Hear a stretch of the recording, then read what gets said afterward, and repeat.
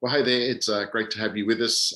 Today we're going to be looking at Luke chapter 12, verses 13 through to 21, a very famous story that Jesus told, and which is simply known as the parable of the rich fool. So if you've got a Bible there, you might like to have that open with you. That way you can follow along. Otherwise, some of the Bible readings, we'll put those up on the screen for you. You can follow along with us that way. Look, in one of life's little ironies, one of the things which I struggled with most when I was in primary school was that of comprehension and concentration. So, for example, a couple of years ago, I was going through all my old primary school reports from kindergarten through the sixth grade, and I noticed that there was this recurring phrase running through all of them. Namely that Heath tends to daydream, or else that Heath needs to improve his comprehension skills.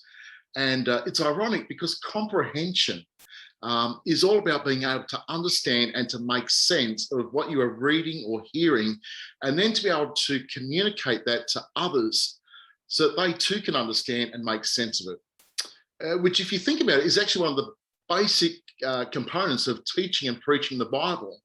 And which is one of the things which makes it so ironic, given that that is now one of my primary responsibilities in life.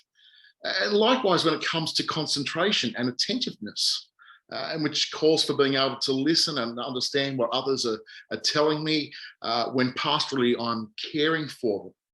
So in other words, one of the things that makes this so ironic, I think, is that two of the things which I was worst at as a child are now two of the things which I'm called to do as an adult in my work of pastoral ministry. But of course, this whole thing, it doesn't apply just to Christian ministry, though, but in other areas as well. I mean, it's just a basic principle of life, isn't it, for all of us in one way or another. So, for example, you think about the times when you've been talking to someone only to realise they're not really listening to you, or else that their mind is somewhere else, or maybe they're just not getting what you're saying to them. Or what about the times when it was you that was doing it to someone else? So, for example, someone's telling you something which is of great importance, but for some reason you're just not getting it or understanding what that person is wanting to communicate to you. Well, when we come to this part of the Gospel of Luke, we find a similar thing happening to Jesus. Jesus is in the middle of some serious teaching with the crowds, but for some reason, those who are gathered around him just aren't getting it. So you notice just there in verse 1, which is at the very beginning of this section, that a great crowd of many thousands had gathered around Jesus, and he began to teach them. However, you'll notice that as you look through this chapter, the section just before what we're about to look at, that the teaching that Jesus is giving to them is actually more of it's a series of warnings. As Jesus is warning both them and us about the dangers of hypocrisy. He begins to tell them about a day is coming when each of us, we're going to have to stand before God, and we're going to need to be judged. And so the basic gist of Jesus's teaching in this chapter up to this point has been that, look, be wise in the way in which you live your life. And think carefully about how you are responding to God, how you are responding to Jesus, and how you are thinking about eternity. But unfortunately, though, it happens to be in the crowd, this one particular bloke, and he's listening to all of this, but somehow he's just missed the big point. Have a look what happens in verse 13, as Jesus is in the midst of this teaching of the crowds. In verse 13, we're told, someone in the crowd then spoke up and they said to him, "Teacher, tell my brother to divide the inheritance with me." In other words, this man, apparently he's standing there, he's listening to Jesus's warnings about the coming judgment and what Jesus is saying about heaven and hell and eternity. But instead of thinking to himself, well, what does this mean for me? He's thinking instead that, look, this would be great for my brother to hear. In fact, my brother really needs to hear these words of Jesus here. Now, I wonder if you've ever done that. You're sitting in church and you think, look, this would be good for such and such to hear. Well, that's what this bloke here is doing. But what seems to make it even more incredible, though, is that this man also seems to recognize a certain truth about Jesus. So, for example, you notice just there in verse 13, he addresses Jesus as teacher. In other words, he recognizes that Jesus is someone with authority, and that to some extent, whatever Jesus is saying is what God has to say. And so he has no problem recognizing that Jesus is this teacher who is speaking God's words. However, Jesus, though, is clearly unimpressed, even though the bloke seems to have that much sorted. As in verse 14, Jesus turns to me and says, "Man, who made me a judge or arbitrator over you?" In fact, you can almost imagine Jesus at this point rolling his eyes or feeling somewhat exasperated and saying, "Look, you just don't get this, do you? The day is coming when you are going to have to stand before God for judgment. And what are you doing to prepare yourself for it? Well, you're grumbling about your brother.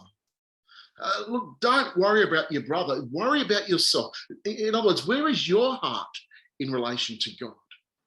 It's not that Jesus here is being insensitive.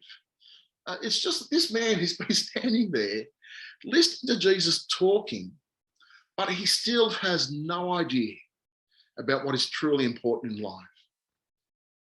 He's kind of like, those people that you'll get today who'll say things like, "Well, yeah, Jesus is pretty interesting, but all that stuff, it's not really that important to me. I mean, it's good for other people, but it's not exactly going to change my life. It's pie in the sky when you die, but not really relevant to where I'm at the moment." And as Christians, I think even we can fall into it. We will say things like, "It's Jesus who gives real meaning to life."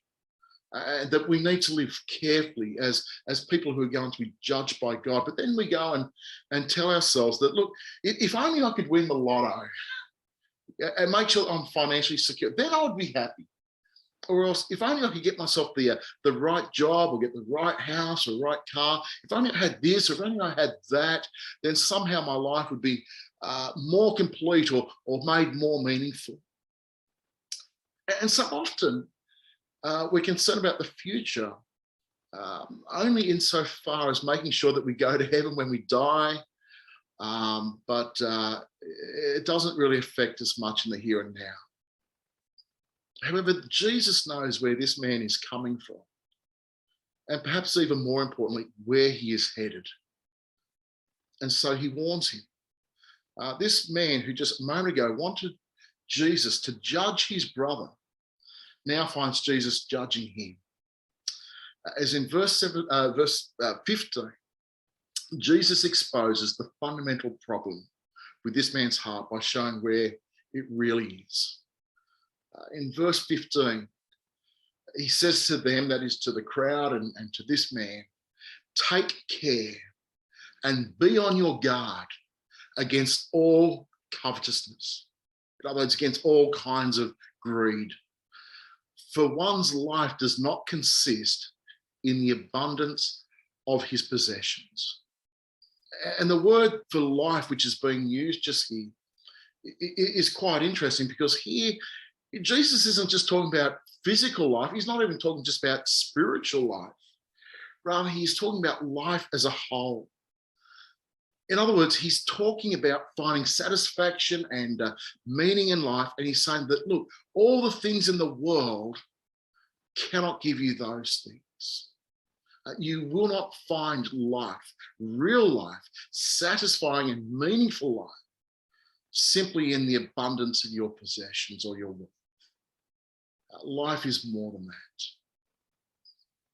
Probably one of the saddest stories ever is that of 7 of the richest men in the world who, a number of years ago, they met together at the Edgewater Beach Hotel in Chicago. And at the time, these 7 men alone controlled more money collectively than all the money in the US Treasury. And so for years, the media had been telling others their success stories and urging others to follow the example of these successful businessmen. However, just 25 years later, And this is what happened to those 7 men who had been the 7 richest men in the world just a couple of years earlier. Some 25 years later, 2 of them had ended up living on borrowed money in the last few years of their life and ended up dying broke. 2 of them spent time in prison, and 3 of them had committed suicide. Be on your guard against all kinds of greed, says Jesus, because satisfaction and meaning in life are not to be found in the amount of money that you make or in the number of material possessions which you acquire.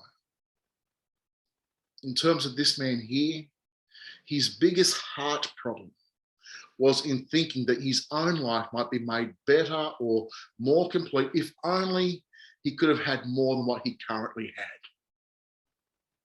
However, as Jesus is about to show, not only is money and material goods woefully inadequate in enabling us to enjoy life now, but it's also woefully inadequate in enabling us to enjoy life in the future.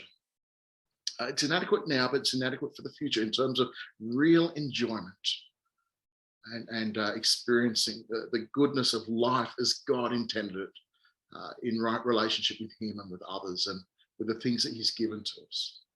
And so Jesus, he tells them this story, this parable.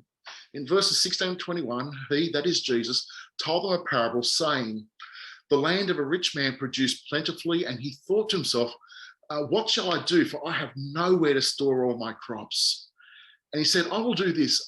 I will tear down my barns and build larger ones. And there I will store all my grain and my goods. And I will say to my soul, soul, you have ample goods laid up for many years. Relax, eat, drink, be merry. But God said to him, you fool, this night your soul is required of you. And the things which you have prepared, whose will they be? And so is the one who lays up treasure for himself, but is not rich towards God. Well, Jesus' parable, of course, is pretty simple and cuts straight to the heart of the matter, namely that a successful farmer, he gets his bumper crop. Maybe he's just a successful businessman, but he runs out of storage space for all his crops, for all his wealth. And so he decides he's going to pull down his barns and he's going to build bigger ones. And then he's going to sit back and he's just going to enjoy himself for many, many years. But that very night, God cuts his life short and his plans are shattered forever. Now, where is it that this bloke went wrong? Well, the answer is to be found in 2 F words. The first one is that he went wrong because of the things he chose to focus on, what he chose to focus on. And then secondly, he went wrong, not just because of what he chose to focus on, but also because of the things which he forgot. So he went wrong because of what he focused on, and he went wrong because of what he had forgotten. And so you notice the first place in which he went wrong was that he chose to focus upon himself. So you notice the whole parable, it's dominated by these 2 little words, I and my. So again, verses 17 and 19, what shall I do? I have nowhere to store my crops.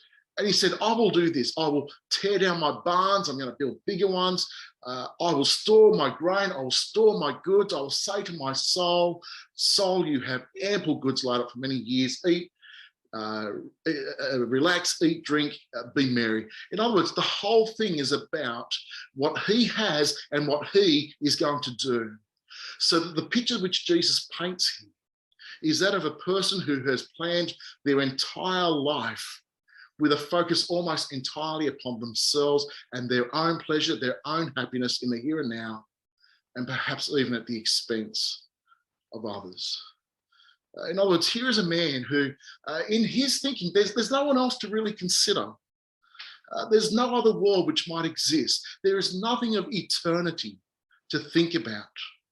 And in fact, his entire life philosophy seems to be summarized in just 5 words. Relax, eat, drink, be merry. That's all there is to life. That's all that matters in life for this bloke. And it's little wonder then, a couple of years ago, Steve Liebman, he was interviewing this advertising guru on one of those morning breakfast shows. And he was asking this advertising bloke, he said to him, look, what is it that works right across the board, regardless of a person's background, and which allows you to effectively market a product basically to any person? To which this advertising guru replied by saying the most effective means by far in advertising is that we appeal to a person's sense that they deserve to be rewarded, that they deserve to be happy. And so you have these advertising slogans like that of National Mutual, which reads quite simply, for the most important person in the world, you. Or again, indulge yourself. Or lotto commercials telling us to spend the rest of your life, or else another one, because you are worth it. Or again, a famous tagline, do what you want to do, be what you want to be. Well, what a contrast with Jesus, though, who tells us just here in verse 15, take care and be on your guard against all kinds of covetousness and all greed. For life does not consist in the abundance of one's possessions. Now, I'm not saying it's wrong to enjoy those good things which God has created and given to us so that we might, glorify and honor him, as it were, with those gifts. So that we might receive those gifts and grow in godliness of character, doing good with the things which God has given to us, and being as generous as we can as well with what God has given to us. It's not wrong in that sense. However, Jesus' warning here is against that kind of covetousness or greed, which is focused more upon ourselves and with what we ultimately want, rather than the purpose of those gifts or the desires of God or the needs of others around us, and which is where this man went wrong. As someone else once explained it, I think it's a Jewish, it's an old Jewish story, but basically the story goes that a certain rich man who was both rich and selfish went to visit this Jewish rabbi who, taking the rich man by his hand, he led him to a window. And he said to him, look out the window and tell me, what is it that you see? To which the rich man said, I can see men, I can see women, I can see children. Consequently, the rabbi then took the same man by the hand. This time he led him to a mirror and he asked him, now what do you see? To which the rich man replied, I see myself. Finally, the rabbi explains the purpose of the exercise. He says, you look at that window, it's made of glass, and you look at the mirror, that too is made of glass. But the glass in the mirror is covered with silver. And no sooner is the silver added to the glass than you cease to see others and see only yourself. And likewise with this fellow here. So the question is that if his barns were too small to hold all his surplus, then why didn't he find others in need who would have been more than willing to receive and or share it with others? It's interesting. You go to the Old Testament, and what you find there in terms of wealth and the gifts that one has received from God is that according to the Old Testament, God had instructed his people that when it came time to harvest one's crops, there were two things which they were to do. The first thing that they were to do was they were to present a tithe or an offering of no less than 10% back to God as an acknowledgement that any blessing that they had enjoyed and received had been given to them first by God. And then the second thing which they were to do is not only to acknowledge that these good gifts were given to them by a good and loving God, but they were also not to harvest the entire field, but instead they were to leave at least one portion of it untouched and unharvested, so that the poor might have access to it, and so be provided for and cared for. And maybe this man had done that. I don't know. What's interesting is that nowhere does Jesus tell us, though, that he had done it.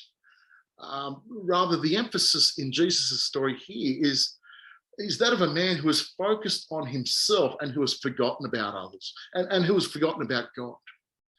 Verses 18 and 19, here's what I will do. He said, I will tear down my barns. I'm going to build bigger ones, and there I'll store all my grain and my goods. And I'll say to myself, you have plenty of good things laid up for many years. Take life easy, eat, drink, and be merry. Now, what about us? What about us when it comes to the way in which we think about wealth and those good things which God has given to us? To what extent do we think about the way in which we acknowledge God's goodness in terms of giving those things to us? And so, as it were, giving back a portion of that, or investing that back into those things which honor God, those things which glorify God, which help us to grow in godliness, which seek the good of those around us, which advances the gospel, and which teaches us or helps us to be generous. How are we going in terms of helping those who are perhaps less fortunate than ourselves? And it is quite interesting. The Old Testament principle is not that, if you give to the poor, then you don't have to give to God, or that if you give to God, you don't have to give to the poor. Rather, you to do both those things, and they both are interrelated as well. There is that money or that tithe that was set aside to be given directly to God, but there was also the care for the poor in the land.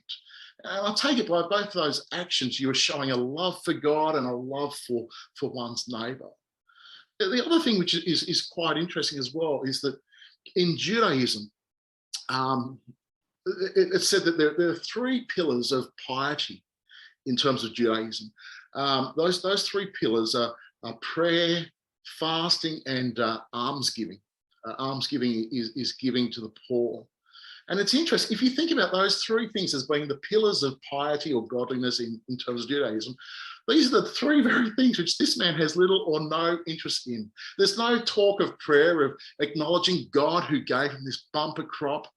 There's no sense of somehow fasting or exercising some kind of restraint in order to seek God in that moment and ask, well, Lord, what is it you want me to do with this? I mean, he's going to eat, he's going to drink. He's not fasting, or there's no seeking of God. It's simply a seeking of himself.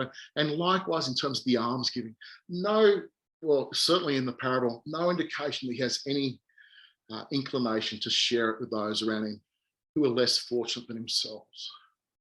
And so I just put it to you, how do the desires of God and the needs of others factor into our thinking about wealth, or else expose where our own hearts are truly at? So that's the first thing that this bloke, first up, he was focused on himself and he forgot about God and he forgot about others. But the other thing which this bloke forgot is time. So this man's whole attitude was that somehow he had unlimited time. And so he never stopped to consider God or of the coming judgment. And so little wonder then that William Barclay, he once pointed out the most dangerous word in the English language is the word tomorrow. We tell ourselves that we'll just get our finances or our homes or our families or our jobs or our possessions in order, and then we can concentrate on those other things, the things which matter to God. The problem is, though, that none of us even knows if tomorrow is going to come.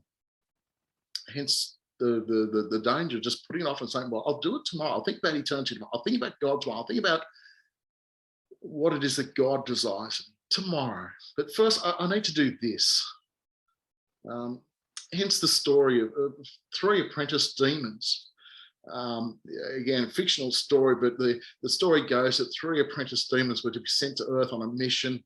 And so they came before Satan in order to tell him what they proposed to do. The first one said, oh, look, I'm just going to tell everyone there is no God. To which Satan replied, that won't work, because in their hearts they know there is a God. Then I'll tell them, said the second one, that there is no hell. To which Satan once more responded, well, that won't work either, because even in this life they've tasted something of the agony and the sorrow of hell. Well, finally, the third demon spoke up and he said, look, what I'll do is I'll simply tell them there is no hurry. They can wait till tomorrow. To which Satan replied, well, go tell them that, and you will ruin them by the millions. In a similar way, verse 19, this man says, I have plenty of good things or ample goods laid up for myself and for many years. Therefore, I'm going to take life easy. I'm going to eat, I'm going to drink, I'm going to marry. And yet the terrible irony is that although he had enough to last him for many years, he did not himself have many years in which to enjoy those things. He hadn't stopped to consider that that very night he would die.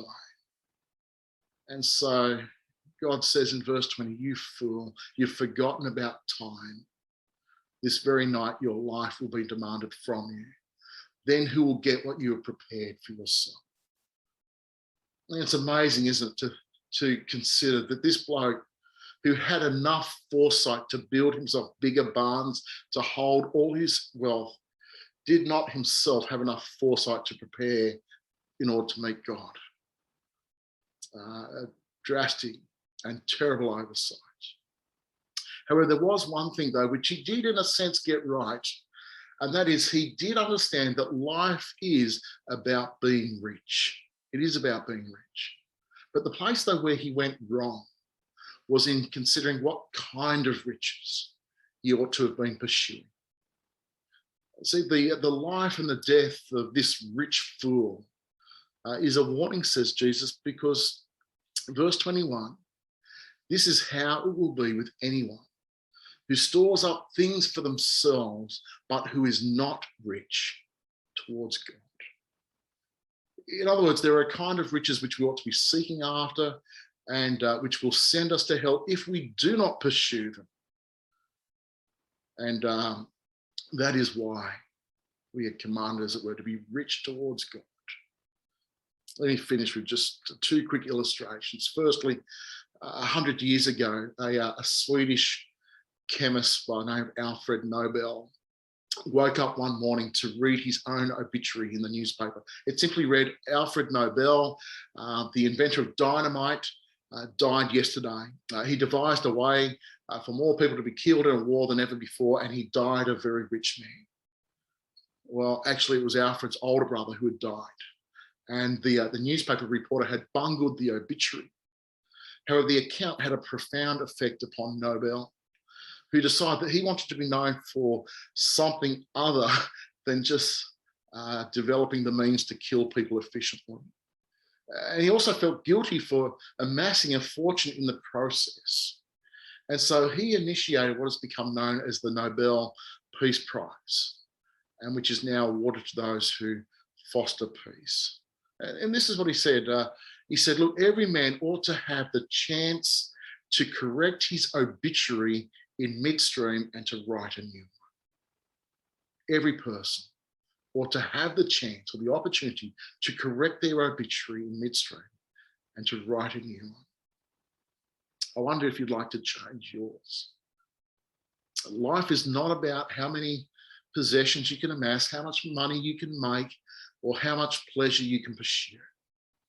Rather, life is about being rich towards God, doing good to others, and being prepared to meet God. In other words, living a life which, according to Jesus, is seeking to glorify God, which seeks to grow in godliness, becoming more and more like God in terms of our character and our desires, doing good to those around us, advancing the gospel or the good news of Jesus, and being as generous as we can with what God has given to us. As one person put it, money will buy you a bed, but not sleep, books, but not brains, food, but not appetite, finery, but not beauty, a house, but not a home, medicine, but not health, luxuries, but not culture, amusements, but not happiness, religion, but not salvation, and a passport to almost anywhere except heaven. Therefore, make sure you're planning not just for today, but rather for eternity. Amen. Let's pray.